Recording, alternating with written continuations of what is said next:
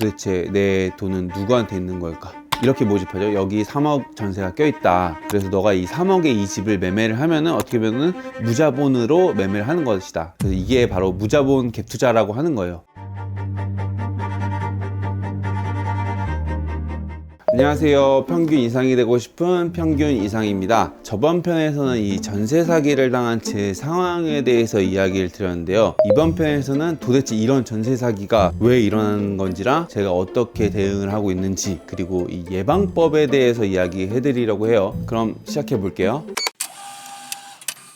진짜 이 전세 사기 당하고 곰곰이 생각을 해봤어요. 내 보증금이 집주인한테도 없으면 도대체 내 돈은 누구한테 있는 걸까? 라고 한번 생각을 해봤는데, 우선 이 깡통 전세로 인한 전세 사기가 어떤 프로세스를 통해서 일어나는 것일까에 대해서 제가 좀 알아봤는데요. 결론부터 말씀드리면은 제 보증금은 이 빌라를 지은 건축주, 그리고 분양사무소, 그리고 공인중개사, 그리고 어쩌면은 이 집주인까지 해가지고 이렇게 4명이 제 보증금을 나눠 가진 거더라고요. 예를 들어 한 건축주가 40억을 주고 20세대의 빌라, 즉 집이 20개가 있는 빌라를 짓는다고 해봐요. 그리고 이 건축주는 한 집당 2억 5천에 팔아서 10억의 차익을 거두고 싶다고 하면은 분양사무소에 이렇게 얘기를 하는 거예요.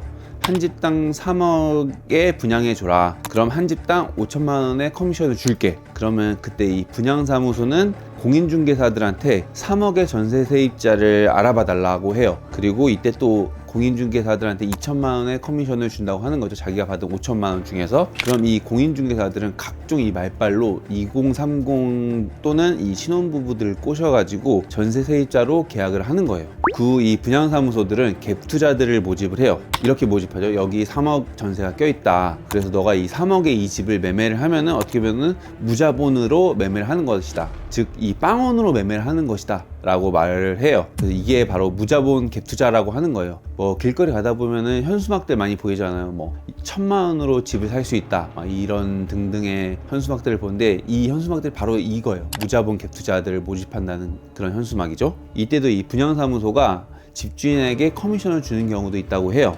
이렇게 빌라에 있는 총 20세대 20집이 전세 세입자가 3억에 입주를 하고 분양까지도 완료되면은 건축주는 어떻게 보면 10억을 번 거예요. 10억을. 왜냐하면은 커미션 다 떼고 한 집당 2억 5천, 그리고 20세대니까 총 50억에 분양을 완료하고 자기는 40억밖에 안 들었으니까는 총 50억을 벌게 된 거고, 40억의 비용이 있으니까 그거를 제외하면은 10억의 차익이 생기는 거예요. 그리고 이 분양사무소는 커미션 5천 중에서 2천은 공인중개사 떼주고 3천은 자기가 먹었으니까 총 20세대면은 6억을 벌게 된 거고, 이 공인중개사는 2천만 원의 커미션으로 20세대의 전세 세입자를 모집을 했으니까는 총 4억을 번 거예요. 이렇게. 그리고 이 집주인들은 무자본으로 집이 생긴 거죠. 그런데 여기서 의문점이 하나 생길 거예요. 이 집주인들은 왜 무자본 갭 투자를 할까요? 저도 되게 궁금했거든요.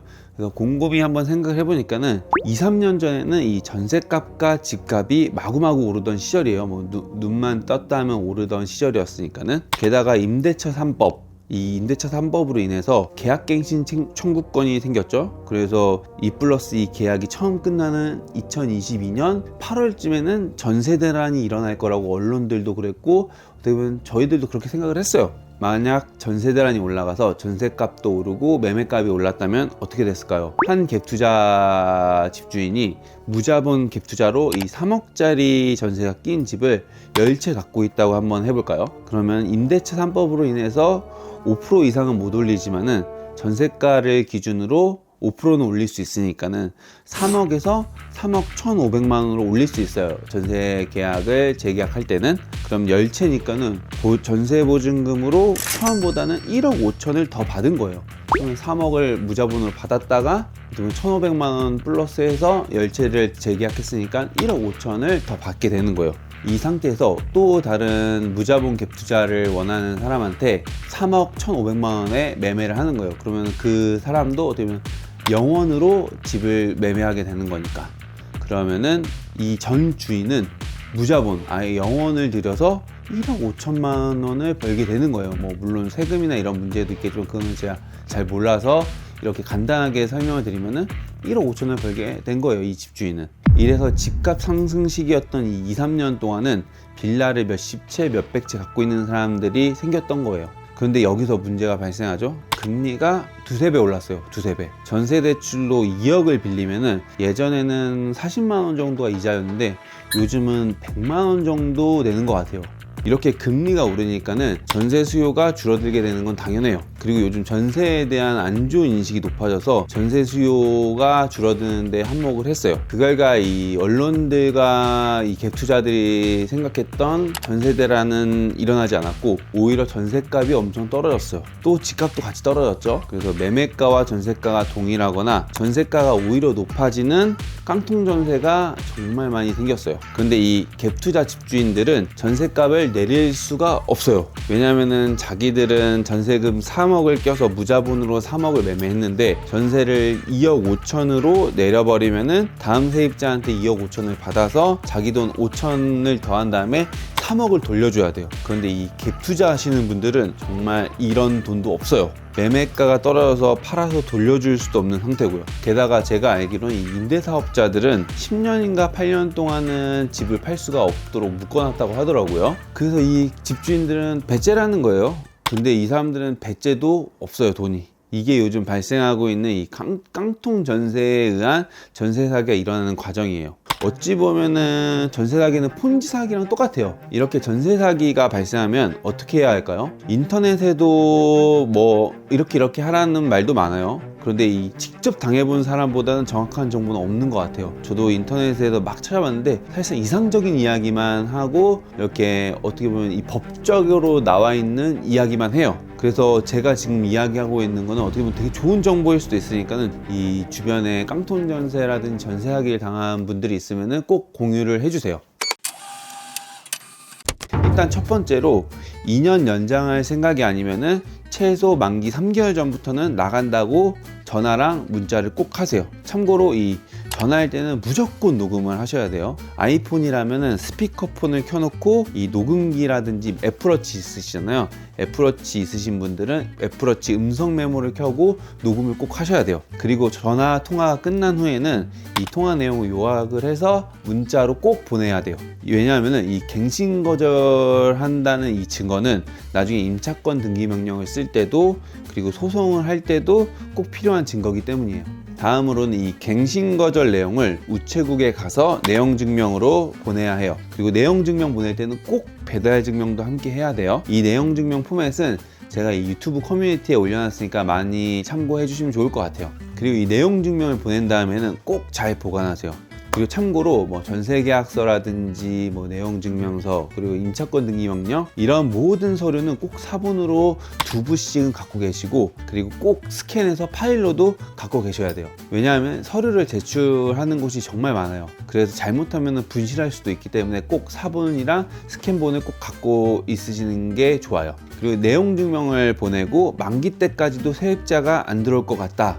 그러면 바로 임차권 등기 명령 신청 서류를 준비하시면 돼요. 이 임차권 등기 명령 서류 포맷도 제가 커뮤니티에 함께 올려놨으니까는 많이 참고해 주시면 좋을 것 같아요. 이 임차권 등기 명령이 뭐냐면은 계약 기간이 종료되었음에도 임대인으로부터 보증금을 돌려받지 못한 임차인을 보호하기 위하여 법원의 명령에 따라서 그 임차권을 등기부를 통해 공시하는 제도예요. 뭐 간단하게 얘기하면은 이 임차권 등기 명령을 하면은 다른 집으로 제가 이사를 가서 그 집으로 전입신고를 해야 되잖아요. 전입신고를 하더라도 그 전집에 대한 대항력이나 우선 변제권을 잃지 않도록 해주는 제도이기 때문에 꼭 하셔야 돼요. 그러면은 이때 집주인이 그럴 거예요. 임차권 등기 명령 이것 때문에 다음 세입자가 안 구해진다. 그럼 너의 보증금은 돌려줄 수가 없다. 왜냐면 다음 세입자가 구해줘야 되니까 너 보증금을 줄 텐데 이 임차권 등기 명령 때문에 너 보증금을 돌려줄 수 없다. 이렇게 얘기를 할 거예요. 저도 그랬거든요.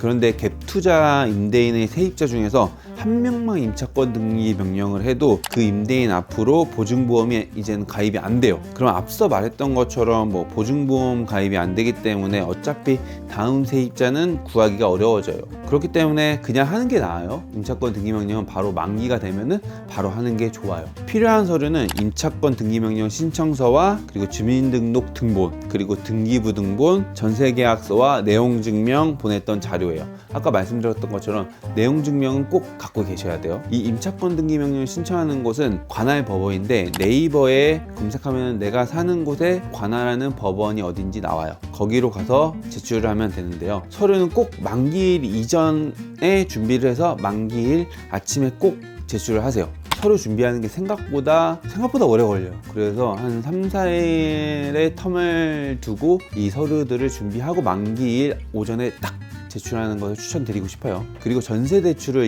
유예를 하려면은 임차권 등기 명령 접수증이 있어야 되니까는 꼭 접수하고 난 다음에 접수증 챙겨달라고 하세요. 그 다음에는 이제 소송 준비와 함께 보증금 반환 청구를 해야 돼요. 근데 이 부분은 저도 현재 진행하고 있기 때문에 정리가 되면은 제가 콘텐츠로 만들어 볼게요. 이렇게 전세 사기를 당하고 그 후 대응까지 하면서 다음부터 이렇게 계약하면은 전세 사기는 대처할 수 있겠구나 라고 생각했던 부분이 좀 있었어요. 어떻게 보면 예방법이라고 해도 좋을 것 같고, 이렇게 했으면은 이 전세 사기를 안 당했을 텐데 라는 생각을 했던 부분이 있는데 한번 공유를 해드릴까 해요. 일단은 기본적인 확정일자, 전입신고, 등기부 등본 확인, 그리고 요즘은 임대인의 세금 체납 여부도 확인할 수 있도록 나라에서 해준다고 해요. 내년 4월인가? 그러면 그때는 임대인의 세금 체납 여부도 확인을 해야죠. 당연히 이 제도는 미리미리 했었어야 했어요. 왜냐하면 전세 사기, 깡통 전세가 아니라 전세 사기는 보통 이 세금 체납이랑 연결이 돼 있거든요.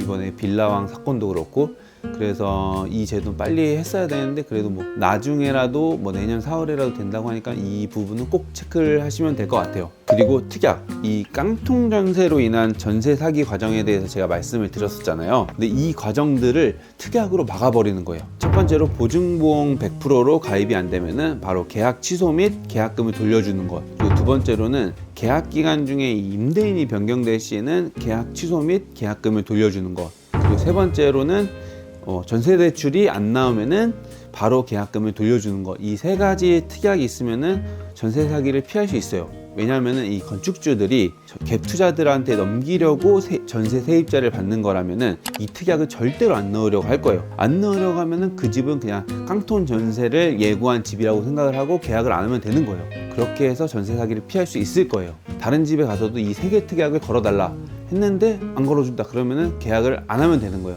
안 하면은 깡통 전세에 의한 이 전세 사기는 피할 수 있는 거예요.